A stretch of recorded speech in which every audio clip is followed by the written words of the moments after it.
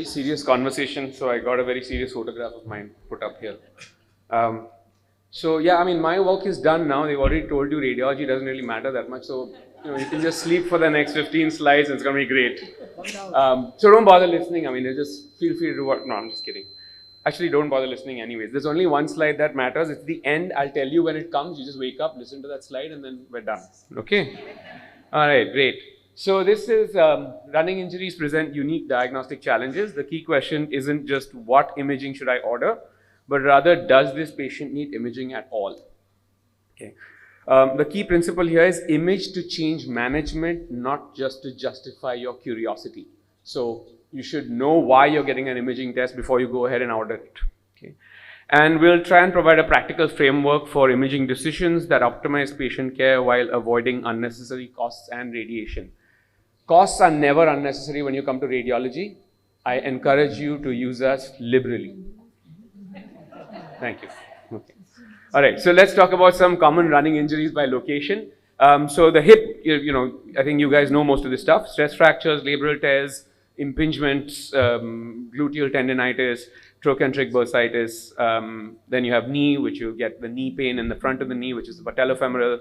On the outer side, which is iliotibial band, meniscal tears, patellar tendinopathy. On the shin, obviously, you have bone stress. You can have muscle injuries. You can have muscle compartment syndromes.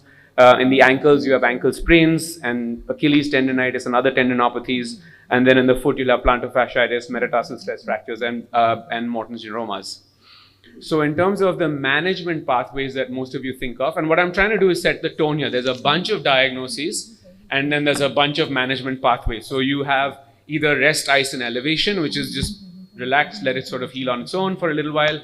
Then you have physiotherapy, which is to try and activate things. And, sometimes we find people are just very excited to get into the physio part of it before letting things rest a bit. So that's the other thing. Then there's people like me who like to poke needles into people. So that's sort of, my thing is always a prick is always a pleasure, but I'm not, But anyways, and then there's obviously there's surgery.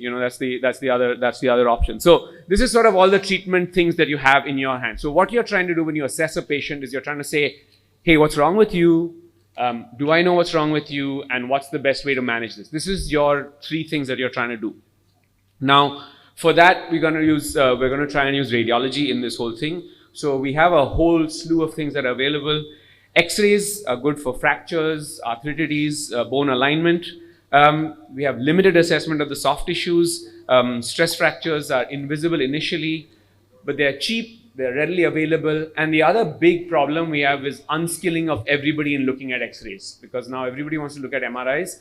So you can have fairly obvious things on X-rays and people are not even able to pick those up or analyze that. So that's the first thing. The second thing is ultrasound. It's readily available. It's radiation free. It's available all over. The problem we have, is that it's operator dependent. So we have a shortage of people who are able to look at ultrasound and do ultrasound scans well for musculoskeletal conditions. The other thing is we have people who do very good ultrasounds, but oftentimes they focus just on ultrasound. So they will just think from an ultrasound perspective. Okay. Then we have CT, which is good for looking at bony abnormalities. We've got a whole slew of different dual energy and multiple energy and all sorts of things that we can do with that.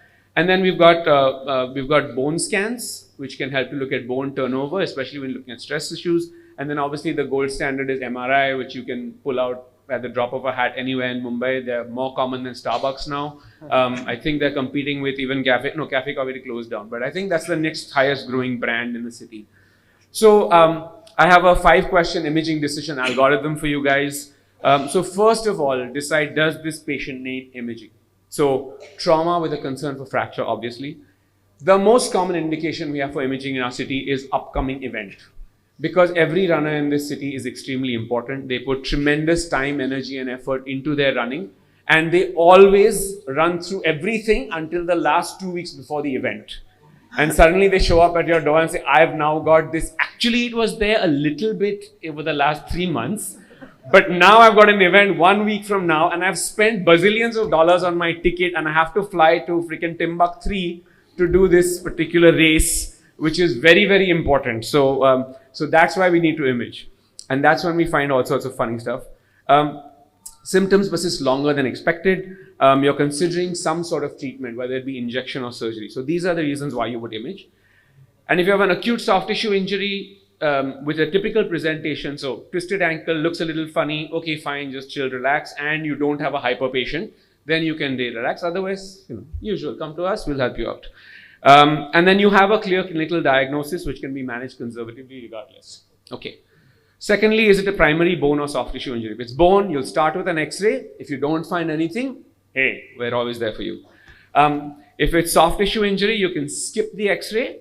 You can, but oftentimes you find that it was stupid to skip it because you'll find that there is something in the bone that could have helped you out. And then you can either do an ultrasound or an MRI. Now, what's the suspected diagnosis? So if you're thinking of a superficial tendon or ligament pathology, you can do ultrasound or MR. If it's deep structures, then you'd consider an MR of the hip, labrum, meniscus, or X-rays. And then if it's a bone stress injury, you could go an MRI or a bone scan. What's the management plan? Either you're going to be conservative, you're going to consider an injection, or surgery. These are the three things that you're trying to determine from that. And then is there practical access to these modalities? So what modality is easily available to you, and how much is the patient willing to shell out for that? Okay. So let's just try and apply this algorithm to a few common conditions. So let's say lateral ankle pain after inversion injury. Typically you'd examine them. If they have no bony tenderness, you would say, okay, this is just a routine ankle sprain and let it go. So there's nothing to be done initially. There is a good Ottawa scale which you can look at that determines whether you should get any imaging or not. But we have runners who are going to Timbuk 3 and need to run. So in those cases, what we're going to do is we're going to get scans just to tell them that I know your ligament's torn, but it's torn. I know this other. Sometimes you'll pick up other ligaments that shouldn't be torn, so high ankle ligaments. Sometimes you'll pick up subtle fractures on an MR which you wouldn't pick up. Sometimes you'll pick up bone swelling, which will be able to explain to the patient that, hey, you should have gotten better in 2 weeks, but it's going to take you 4 weeks or 6 weeks, right? And sometimes you'll find tendons that have slipped out of place and other things that can change your management and do things. But again, these are not usually required acutely. The biggest thing you're looking for is bone swelling, because what that does is tells them that what you should have recovered from in 2 to 3 weeks is going to take a bit longer. Okay. Now we have an anterior knee pain who's failed physiotherapy with a different physio, not you, because they never fail with you. And here we're just sort of determining if it's failed, what are we going to do? And we're trying to figure out why does this patient still have anterior knee pain? So in this case, it can be cartilage changes in the patella, it can be quadriceps tendinitis, it can be patellar tendinitis, it can be insertional enthesopathies, and then you can have patellofemoral friction syndromes. So basically the idea here is you'd probably get an ultrasound to look if there's tendinopathy, but you'd consider an MRI if you're trying to determine if there's a cartilage lesion or if there's bony involvement. In the third case, you have somebody who's in marathon training. Usually marathon runners in our city run 4 to 5 kilometers. It's the 5-kilometer marathon. Mumbai is the only city that has this. Okay, you know this, right? Because you meet people. I'm running the marathon this year, the 5K. Okay, great. So you need imaging, sort of unclear in hip pain. And here the issue is, essentially you're looking to see, there could be a whole slew of things that would come up, right? You can have adductor injuries, you can have iliopsoas bursitis, you can have stress fractures, which actually happen from the stress of running. You can have impingement issues in the hip. You could have issues with the hamstring attachments or tendon attachments where you have pull lesions and you have bone swelling. And you could have gluteal tendinopathy and trochanteric bursitis. So there's a whole bunch of things that could come up on these scans.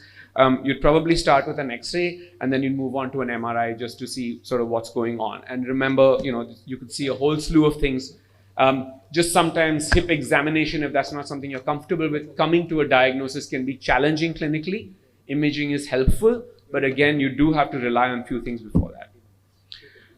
Common issue, shin pain, stress fracture concern. Again, so here you have imaging. Yes, your high concern is stress fracture. You're trying to determine if it's bone versus soft tissue, if it's a stress injury, and then sort of trying to determine timeline. So X-rays can be normal. MRI will show you extensive bone edema. You can see muscle injuries delayed, or you can see delayed onset muscle soreness. You can see other things in terms of just muscle edema. And then sometimes you can see accessory muscles, which could be a cause of symptoms. So here again, you want to get imaging. So last patient, chronic Achilles pain. Here you get imaging with ultrasound to look for the Achilles tendon itself. But one of the things that we do look for is often at insertional sites of tendons, you start to see bone edema as well. And those are the cases where you may not want to take the standard path of doing eccentric loading to recover a tendon, and you want to let that bone recover a little bit before you go into your eccentric loading patterns. So key takeaways here, one pizza, two, no, I'm just kidding. I'm just going to skip this. I'm going to come to this. This is the only slide you remember. So when you ask for any imaging, right, know what answers you can get back.